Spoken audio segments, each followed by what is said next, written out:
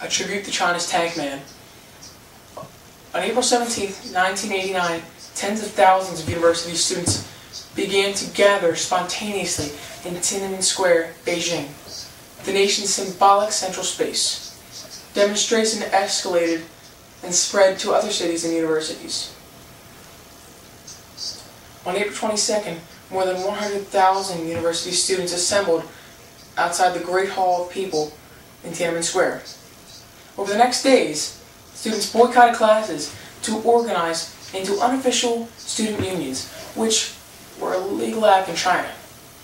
On May 5th, the government wants to settle things peacefully, but insists that students must be out of the square by May 15th, before the arrival of Soviet President Mikhail Gorbachev. The government is unable to get the students to leave, and the students remain in Tiananmen Square.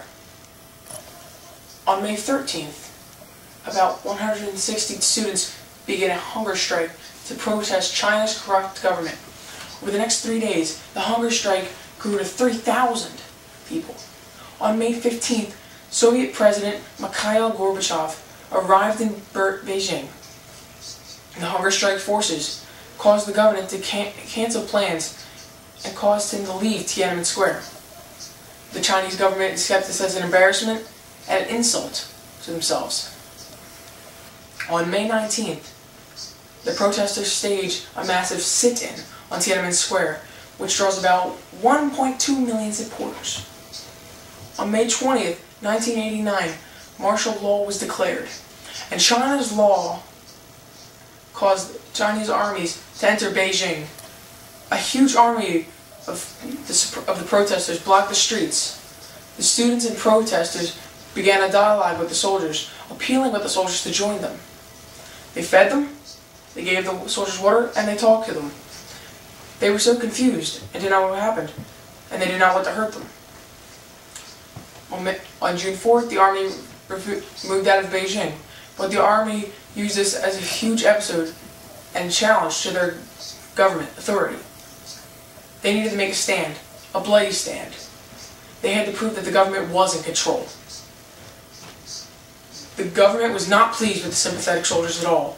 They told them to follow their orders or be shot. On June 3rd, as the word spread that hundreds of thousands of troops were headed of the four quarters of Tiananmen Square in Beijing, the protesters flooded into the streets to block the army troops again. People set up barricades in every major intersection. The citizens became aggressive as the armies tried to get through the barricades.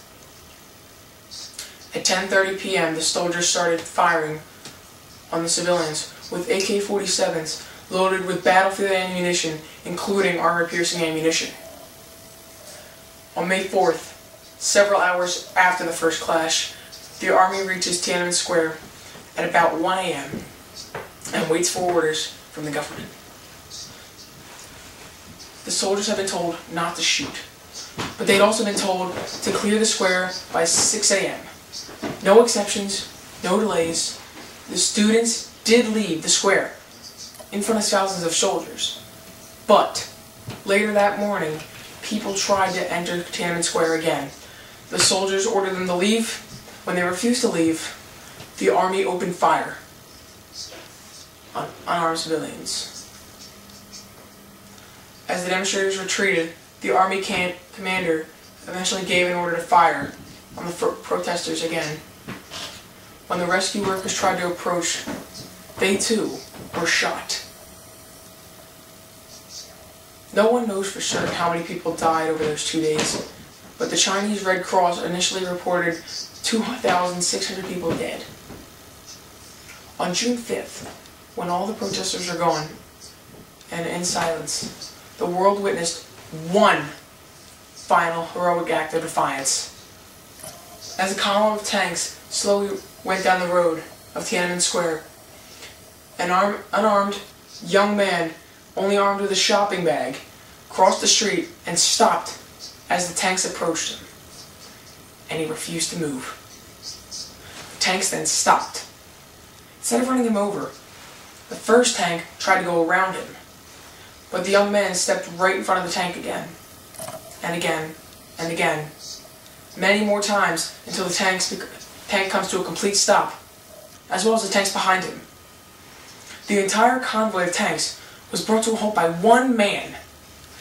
The young man climbed on top of the tank and began to speak to the driver. He then jumped back down. Soon, the young man was whisked aside by two unidentified group of people and disappeared into the crowd. It is believed that he was tortured and executed weeks later for crimes against the government of China. It was a brief encounter which captured the attention of the entire world. One man was hurt so deeply by the carnage and unnecessary death of his fellow patriots, had to make a stand. One man, Tank Man, spontaneously and alone, went face to face with the army's convoy of deadly tanks that had horrifically driven over protesters. He stood as one person for the people. He was a symbol of all the people of China and the world, and he alone stepped up to his own government to say, "This is enough, stop with the killing."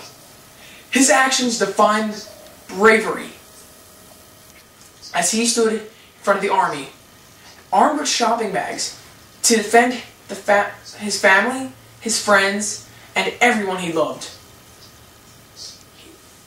against all the unimaginable acts demonstrated by the Army of China. We may never again witness the spontaneous voice of one person speaking out to protect humanity. The image of Tank Man standing in the middle of the street with bags in one hand, completely stopping the row of tanks, will remain one of the most iconic images in the 20th century.